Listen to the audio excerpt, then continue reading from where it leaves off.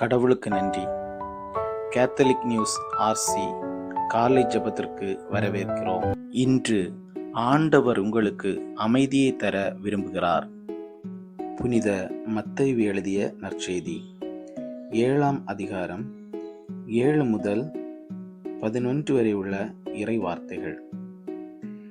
கேளுங்கள், உங்களுக்கு கொடுக்கப்படும். தேடுங்கள், நீங்கள் கண்டடைவீர்கள். தட்டுங்கள், உங்களுக்கு திறக்கப்படும்.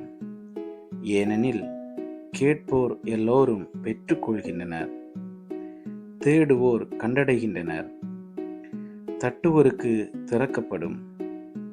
உங்களுள் எவராவது ஒருவர் அப்பத்தை கேட்கும் தம் பிள்ளைக்கு கல்லை கொடுப்பாரா? அல்லது பிள்ளை மீன் கேட்டால் பாம்பை கொடுப்பாரா? தீயோர்களாகிய நீங்களே உங்கள் பிள்ளைகளுக்கு நற்கொடைகள் அளிக்க அறிந்திருக்கிறீர்கள். அப்படியானால் விண்ணுலகில் உள்ள உங்கள் தந்தை தம்மிடம் கேட்போருக்கு இன்னும் மிகுதியாக நன்மைகள் அளிப்பார் அல்லவா? தந்தையிலும் மகனிலும் பரிசுத்த ஆவியிலும் ஆமேன்.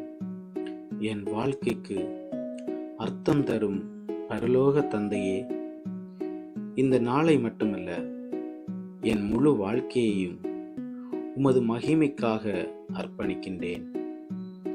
நான் வாழ்வதும் உழைப்பதும் மௌனமாக சகிப்பதும் அனைத்தும் உமக்காக இருக்க எனக்கு தெளிவு தாரும். ஆண்டவராகிய இயேசுவே, நீர் சொன்ன உங்கள் ஒளி மனிதர்கள் முன் ஒளிரட்டும் என்ற வார்த்தைகள் என் வாழ்க்கையின் வழிகாட்டியாக இருக்கட்டும். பெரிய செயல்களால் அல்ல, சிறிய நம்பிக்கையுள்ள செயல்களால் கூட உம்மை மகிமைப்படுத்த எனக்கு உதவி புரியும். இன்று நான் சந்திக்கும் மனிதர்கள் என் வார்த்தைகளிலும் நடத்தைகளிலும் உமது அன்பின் சுவையை உணர என்னை உபகரணமாக்கியருளும். என் வாழ்க்கை உமது நற்செய்தியின் மௌன அறிவிப்பாக இருக்க என்னை மாற்றியருளும். பரிசுத்த ஆவியானவரே, என் திறமைகள், நேரம், சக்தி அனைத்தையும் உமது மகிமைக்காக பயன்படுத்த என்னை ஞானத்துடன் வழிநடத்தும்.